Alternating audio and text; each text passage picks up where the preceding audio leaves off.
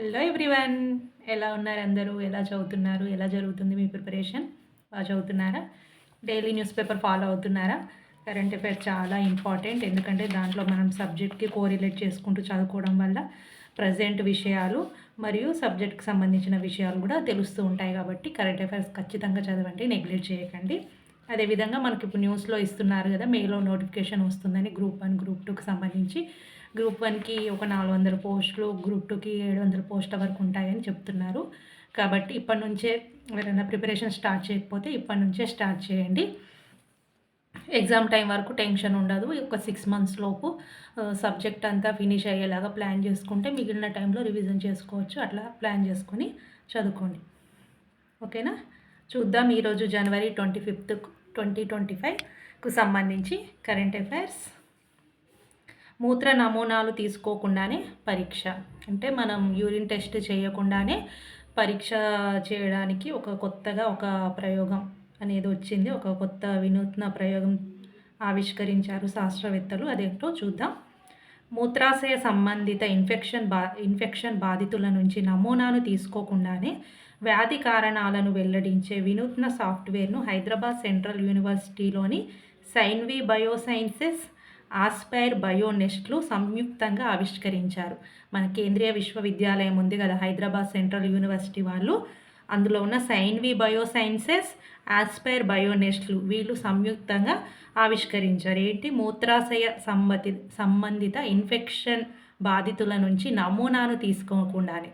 అంటే ఇప్పుడు మన బాడీ స్కాన్ చేసి వాళ్ళకు ఇన్ఫెక్షన్ ఎంత ఉంది అంటే శాంపిల్ తీసుకోకుండానే వాళ్ళ యొక్క ఇన్ఫెక్షన్ ఎంత ఉంది తెలుసుకునే కొత్త సాంకేతిక పరిజ్ఞానాన్ని ఈ హైదరాబాద్ సెంట్రల్ యూనివర్సిటీ వాళ్ళు ఆవిష్కరించారు. దీన్ని కృత్రిమ మీద ఏఐతో పనిచేసే తమ ఆవిష్కరణకు వీళ్ళు మైక్రోసాఫ్ట్ కాపీ టేబుల్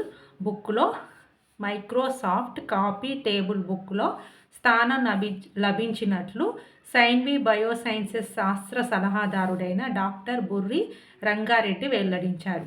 ఇది మైక్రోసాఫ్ట్ కాపీ టేబుల్ బుక్లో వీళ్ళ ప్రయోగానికి స్థానం అనేది లభించిందని డాక్టర్ బుర్రి రంగారెడ్డి అనే అతను శాస్త్రవేత్త తెలిపాడు. ప్రపంచవ్యాప్తంగా 2024లో కృత్రిమ మేధా సహాయంతో వినూత్న ఆవిష్కరణలు చేసిన అంకుర సంస్థల జాబితాను మైక్రోసాఫ్ట్ ఇటీవల విడుదల చేయగా తొలి 200 సంస్థలో తమ సంస్థ నిలిచిందని తెలిపారు. ఈ మైక్రోసాఫ్ట్ వాళ్ళు ఇలా వినూత్నంగా ఆలోచన చేసి కొత్తగా ఆవిష్కరణలు చేసి ఆ తొలి 200 సంస్థల్లో ఈ సెంట్రల్ యూనివర్సిటీకి చెందిన ఈ సైన్వి బయోసైన్స్ అయిన ఆస్పైర్ బయోనెస్ట్లు కూడా వాళ్ళ స్థానం అనేది తొలి 200 సంస్థల్లో తమ స్థానం ఉందని వీళ్ళు తెలపడం జరిగింది. ఇది మూత్ర నమూనా తీసుకోకుండానే పరీక్ష అనేది దానికి సంబంధించింది. అదేవిధంగా గణతంత్ర దినోత్సవానికి సంబంధించి కూడా డైలీ ఒక న్యూస్ ఉంటుంది కదా, అందులో గణతంత్ర దినోత్సవ పరేడ్కు మన రాష్ట్రం నుంచి మొత్తం 138 మందిని ప్రత్యేక ఆహ్వానితులుగా పిలవడం జరిగింది. నెక్స్ట్, గంగాజల భద్రత అల్లుడి బాధ్యత అని హెడ్లైన్ ఇచ్చారు. గంగాజల భద్రత అల్లుడి బాధ్యత ఏంటిది? ఇదంటే ఆదిలాబాద్ జిల్లా ఇంద్రవెల్లి మండలం కేస్లాపూర్లో కొలువైన ఆదివాసీల ఆరాధ్య దైవం నాగోబా దేవునికి జాతర సందర్భంగా గంగాజలంతో అభిషేకం చేయడం ఆనవాయితీ. ఇక్కడ కేస్లాపూర్ ఇంద్రవెల్లిలో నాగోబా జాతర జరుగుతుంది కదా, ఆ నాగోబా జాతరలో వాళ్ళ దేవుడు ఉంటాడుగా, నాగోబా దేవునికి వీళ్ళు గంగాజలంతో అభిషేకం చేస్తారు. కాబట్టి ఆ గంగాజలాన్ని యొక్క బాధ్యత అనేది అల్లుడి యొక్క గంగాజల భద్రత అనేది అల్లుడి యొక్క బాధ్యత అనేది ఇవ్వడం జరిగింది. ఈ గంగాజలాన్ని తీసుకొచ్చిన కలశాన్ని నేలపై పెట్టకుండా మహాపూజలు అయ్యే వరకు చెట్టుపైనే ఉంచుతారు. ఆ గంగాజలం చాలా పవిత్రమైనదిగా భావిస్తారు. వీళ్ళు గంగాజలాన్ని తీసుకొస్తారు కదా, అది నేలపై పెడితే అపవిత్రం అవుతుంది. కాబట్టి దాన్ని నేల మీద పెట్టకుండా ఒక చెట్టు మీద వేలాడదీస్తారు. దాన్ని చూసుకునే బాధ్యత అనేది ఆ వంశానికి చెందిన అల్లుడు ఉంటాడు కదా, అతని బాధ్యత అది. మేస్రం వంశస్థుల అల్లుడే దీన్ని భద్రపరుస్తాడు. ఆ వంశస్థులు ఎవరు? మేస్రం వంశస్థులు. ఇంద్రాయి దేవత, వీళ్ళ దేవత పేరు ఏంటంటే ఇంద్రాయి దేవత. వీళ్ళు ఒక మర్రి చెట్టు మీద గంగా జలాన్ని భద్రపరుస్తుంటారు. ఎందుకంటే ఇది మనకు తెలంగాణ హిస్టరీకి సంబంధించి జాతరలు వాటికి సంబంధించి ఉంటాయి కదా క్వశ్చన్స్, అందులో కూడా మనకు యూజ్ అవుతుంది. ఇంద్రవెల్లి జాతర, నాగోబా జాతరకు సంబంధించింది న్యూస్ ఇది. నెక్స్ట్ కాలిఫోర్నియాలో కాలిఫోర్నియాలో గత కొన్ని రోజులుగా మంటలు చెలరేగి అక్కడ మొత్తం అడవి పెద్ద పెద్ద సెలబ్రిటీస్ల ఇల్లు కాలిపోతున్నాయి కదా, దానికి సంబంధించి గత కొన్ని వారాలుగా అమెరికాలోని దక్షిణ కాలిఫోర్నియా ప్రాంతంలో వేల భవనాలు విస్తృతంగా అడవులను బుగ్గిపాలు చేసిన కార్చిచ్చు ఒకవైపు తగ్గుతూనే మరోవైపు కొత్తగా రాజుకుంటుంది. అది తగ్గుతుంది అనుకునే లోపే మళ్ళీ ఇంకొక వైపు నుంచి కొత్తగా రాజుకుంటుంది. ఈ దావాలనానికి ది హ్యూజ్ ఫైర్ అని పేరు పెట్టారు. ఈ కార్చిచ్చుకు వాళ్ళు పెట్టిన పేరంటే ది హ్యూజ్ ఫైర్స్. నెక్స్ట్ సన్యాసిగా మారిన మమతా కులకర్ణి ఒక బాలీవుడ్ సినీ యాక్టర్. ఈమె ఈ ప్రయాగ్రాజ్ కుంభమేళా ఉందిగా, ఆ కుంభమేళాలో సన్యాసాన్ని తీసుకుందన్నట్టు దాన్ని ఈమెకు మాయి మమతానంద్ గిరిగా నామకరణం చేశారు. మాయి మమతానంద్ గిరి. ఏమో చెప్పలేం, ఎటువంటి క్వశ్చన్లు ఇస్తారో చెప్పలేం కాబట్టి ప్రతిదీ మనం చూసుకోవాలి. ఈ మమతా కులకర్ణి సన్యాసిగా మారింది. ఈమెను మాయి మమతానంద్ గిరిగా నామకరణం చేయడం జరిగింది. ఆయుధ కర్మాగారంలో పేలుడు. మహారాష్ట్రలోని బండారా జిల్లాలో సైన్యానికి చెందిన ఆయుధ కర్మాగారంలో భారీ పేలుడు సంభవించి 8 మంది మృతి చెందాడు. ఎందుకంటే మన ఈ సైనికులకు సంబంధించిన కర్మాగారం, ఆయుధాలు తయారు చేసే కర్మాగారం కాబట్టి దీన్ని చూడాల్సి వచ్చింది. ఎందుకంటే ఇది ఎక్కడ ఉందంటే మహారాష్ట్రలోని బండారా జిల్లాలో. ఇక్కడ సైన్యానికి సంబంధించిన ఆయుధాలు అనేవి తయారు చేస్తూ ఉంటారు. నెక్స్ట్ వృషణాల్లో ఆక్సిజన్ తగ్గుదల వల్ల వంధ్యత్వం అనేది వస్తుంది.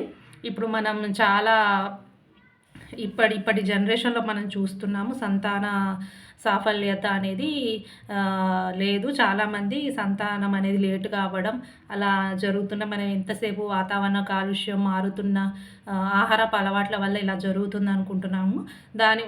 దానికి ఇంకో కారణం కూడా శాస్త్రవేత్తలు కనుక్కున్నారు. వృషణాల్లో ఆక్సిజన్ తగ్గుదల వల్ల కూడా వంధ్యత్వం వస్తుందని వీళ్ళు కనుక్కున్నారు. దీన్ని టెస్టిన్ హైపాక్సియా అంటారు. దీన్ని ఏమంటారంటే వృషణాల్లో ఆక్సిజన్ తగ్గితే దాన్ని టెస్టిన్ హైపాక్సియాగా పేర్కొంటారు. దీనివల్ల వీరకణాల సంఖ్య మరియు వాటి నాణ్యత కూడా తగ్గుతుంది. అసలు ఇది ఎందుకు తగ్గుతుంది వృషణాల్లో ఆక్సిజన్ తగ్గుదల అనేది? పర్వత ప్రాంతాల్లో నడక, నిద్రలో కొద్దిసేపు శ్వాస ఆగిపోవడం. పర్వత ప్రాంతాల్లో నడక వల్ల మరియు నిద్రలో కొద్దిసేపు శ్వాస అనేది ఆగిపోతూ ఉంటుంది. దాన్ని స్లీప్ ఆప్నియా అంటారు. నిద్రలో కొద్దిసేపు శ్వాస అనేది మన మొత్తం హోల్ బాడీకి ఆక్సిజన్ సరఫరా అనేది ఆగిపోతుంది కొద్దిసేపు, వితిన్ సెకండ్. దాన్ని ఏమంటారంటే స్లీప్ ఆప్నియా అంటారు. అలాంటి కండిషన్లో మనకు ఈ వృషణాల్లో ఆక్సిజన్ అనేది తగ్గుతుంది. వెరికోసీల్ వల్ల వృషణాల్లో రక్తనాళాలు ఉబ్బెత్తుగా మారుతాయి. ఇంకో కండిషన్ ఏంటంటే వెరికోసీల్ వల్ల ఈ వృషణాల్లో రక్తనాళాలు ఏమైనా ఉన్నాయో అవి ఉబ్బెత్తుగా మారుతాయి. గత 50 సంవత్సరాల్లో సంతాన సాఫల్యత తగ్గుతూ పోవడానికి ఇది కూడా కారణం అయి ఉండవచ్చని శాస్త్రవేత్తలు తెలుపుతున్నారు. ఇది మనకు సైన్స్కి సంబంధించిన, జనరల్ సైన్స్ ఉంటుంది కదా, జనరల్ సైన్స్కి సంబంధించిన బిట్ అనుకోవాలి. ఎందుకంటే ఈ వృషణాలు, అందులో ఆక్సిజన్ తగ్గిపోవడం సంతాన సాఫల్యతకు ఇది కూడా ఒక కారణంగా మనం తీసుకోవాలి. నెక్స్ట్ మిస్ గ్లోబల్ ఏషియన్గా భావన చినతంబు అనే ఒక మన తెలుగు అమ్మాయి ఎన్నికైంది. మిస్ గ్లోబల్ ఏషియన్ భావన చినతంబు. అదే దక్షిణ అమెరికా అత్యున్నత శిఖరం మీద భావన. ఈ భావన వేరు. దక్షిణ అమెరికా అత్యున్నత శిఖరం మీద భావన అనే అమ్మాయి అడుగుపెట్టింది. చూద్దాం ఆమె గురించి. భారత పర్వతాహకురాలు భావన దెహారియా. ఈ ఇంతకుముందు మిస్ గ్లోబల్ ఏషియన్ ఏమో భావన చినతంబు, ఈమె భావన దెహారియా. దక్షిణ అమెరికా అత్యున్నత శిఖరం మీద, ఆ పర్వతం ఏది? అకోన్ కాంగ్వా అనే పర్వత శిఖరాన్ని అధిరోహించింది భావన దెహారియా. దీని ఎత్తు 6961 మీటర్ల ఎత్తు. ఈ శిఖరం దక్షిణ అమెరికాలోని అర్జెంటీనాలో ఉంది. మన భారత మహిళల జట్టు ఖోఖోలో ప్రపంచ కప్పు గెలిచింది మహిళల జట్టు. దీనికి కోచ్గా ఇస్లావత్ నరేష్ అనే అతను, ఇతను పెద్దపల్లి జిల్లాకు చెందినవాడు. ఇస్లావత్ నరేష్ అనే అతను కోచ్. ఈయనకు సంబంధించి ఒక ఆర్టికల్ అనేది ఇవ్వడం జరిగింది. నెక్స్ట్ అదే పురుషులది ఇది జనవరి 13 నుంచి 19 వరకు ఢిల్లీలోని ఇందిరాగాంధీ ఇంటర్నేషనల్ స్టేడియంలో ఖోఖో ప్రపంచ కప్పు జరిగింది. ఈ ప్రపంచ కప్పు ఎక్కడ జరిగిందంటే ఢిల్లీలోని ఇందిరాగాంధీ ఇంటర్నేషనల్ స్టేడియంలో జనవరి 13 నుంచి 19 వరకు జరిగింది. వీళ్ళు ఫైనల్లో నేపాల్ మీద గెలిచిరు. ఖోఖో ఫెడరేషన్ ఆఫ్ ఇండియా ఆధ్వర్యంలో ఈ ఖోఖో ప్రపంచ కప్ అనేది జరిగింది. అదే పురుషుల జట్టులో బెస్ట్ అటాకర్గా పోతిరెడ్డి శివారెడ్డి, ఇతను ఏపీకి చెందినవాడు. పోతిరెడ్డి శివారెడ్డి బెస్ట్ అటాకర్గా నిలిచాడు. ఇతని గురించి కూడా కొంచెం ఇవ్వడం జరిగింది. 2018లో ఇతను ఖోఖో ఇంటర్నేషనల్ ఫెడరేషన్ నిర్వహించిన పోటీలో భారత్ తరపున బంగారు పతకాన్ని సాధించాడు. ఈ 2018లో ఈ ఖోఖో ఇంటర్నేషనల్ ఫెడరేషన్ను లండన్లో నిర్వహించారు. అందులో ఇతనికి బంగారు పతకం లభించింది. అతడు పోతిరెడ్డి శివారెడ్డి, ఏపీకి చెందినవాడు. ఈ ఇస్లావత్ నరేష్ ఏమో మన ఖోఖో మహిళల జట్టు ఉంటుందిగా, దానికి అతను కోచ్గా వ్యవహరించాడు. అతని సారథ్యంలోనే ప్రపంచ కప్ గెలిచింది కాబట్టి అతని గురించి ఒక ఆర్టికల్. మరియు పోతిరెడ్డి శివారెడ్డి పురుషుల జట్టుకు సంబంధించిన వాడు, బెస్ట్ అటాకర్గా ఉన్నాడు. ఇతనికి సంబంధించింది ఇది. అదేవిధంగా ఈరోజు మనకు న్యూస్ ఈనాడు ప్రతిభా పేపర్లో ఇంకా వేరే కరెంట్ అఫైర్స్ కూడా ఇస్తారు. అందులో ఏమైనా మనకు మిస్ అయిన బిట్స్ ఉంటే అవి కూడా చూసుకోవాలన్నట్టు. అందులో చెస్ స్టార్ బొమ్మరాజు గుకేష్ తాజా ఫిడే ర్యాంకింగ్లో 2784 రేటింగ్ పాయింట్లతో 4వ స్థానంలో నిలిచాడు. బొమ్మరాజు గుకేష్ ఇతను మన చెస్ స్టార్ కదా. ఇతను తాజా ఫిడే ర్యాంకింగ్స్లో ఇతని రేటింగ్ ఎంత అంటే 2784 రేటింగ్ పాయింట్లతో ఇతను 4వ స్థానంలో ఉన్నాడు. ఇతడు అర్జున్ ఇరిగేషిని అధిగమించాడు. 2779.5 ఉన్న అర్జున్ ఇరిగేషిని అధిగమించి ఇతను ఈ గుకేష్కి 4వ స్థానం వచ్చింది. ఫస్ట్ స్థానంలో ఉన్న అతను నార్వేకి చెందిన మాగ్నస్ కార్ల్సన్కు ఫిడే ర్యాంకింగ్లో నార్వేకి చెందిన మాగ్నస్ కార్ల్సన్ ఫస్ట్ ప్లేస్లో ఉన్నాడు. 2832.5 రేటింగ్. 2832.5 నార్వేకి చెందిన మాగ్నస్ కార్ల్సన్.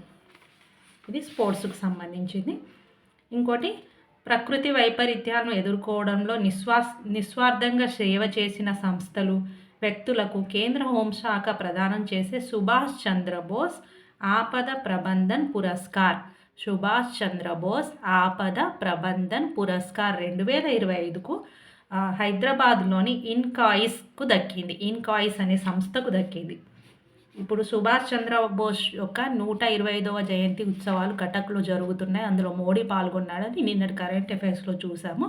అతని జయంతి సందర్భంగా ప్రతి సంవత్సరం ఈ పురస్కారాలను ఇస్తారు. ఆ పురస్కారం ఏంటంటే సుభాష్ చంద్రబోస్ ఆపద ప్రబంధన్ పురస్కార్ 2025. ఇది సంస్థలకు ఇస్తారు, వ్యక్తులకు ఇస్తారు.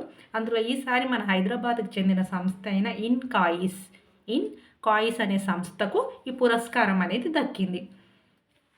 నేతాజీ 125వ జయంతిని పురస్కరించుకొని ఏర్పాటు చేసిన ఈ అవార్డును 2019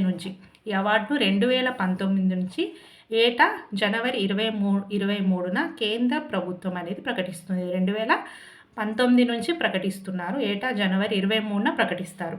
ఇప్పటి వరకు ముగ్గురు వ్యక్తులకు వచ్చాయి. 6 సంస్థలకు ప్రకటించారు. ఆ ముగ్గురు వ్యక్తులు కూడా ఎవరో ఒకసారి మనం గూగుల్లో సెర్చ్ చేసి ఆ ముగ్గురు వ్యక్తులు ఎవరో కూడా చూద్దాము. 6 సంస్థలు, ఇప్పుడు అందులో 6 సంస్థల్లో ఇప్పుడు మన ఇన్కాయిస్ అనే హైదరాబాద్ చెందిన సంస్థకి ఇచ్చారు. సంస్థలకైతే 51 లక్షలు మరియు ఒక ప్రమాణ పత్రం ఇస్తారు కదా, అది. వ్యక్తులకైతే 5 లక్షలు. సంస్థలకైతే 51 లక్షల అమౌంట్ ఇస్తారు, వ్యక్తులకైతే 5 లక్షల డబ్బు అనేది ఇవ్వడం జరుగుతుంది. ఇది ఇన్కాయిస్కి చెందిన అవార్డు. నెక్స్ట్, ఎన్నికల సంఘం 2025 జనవరి 22న విడుదల చేసిన గణాంకాల ప్రకారం మన దేశంలో ఓటర్ల సంఖ్య 99.1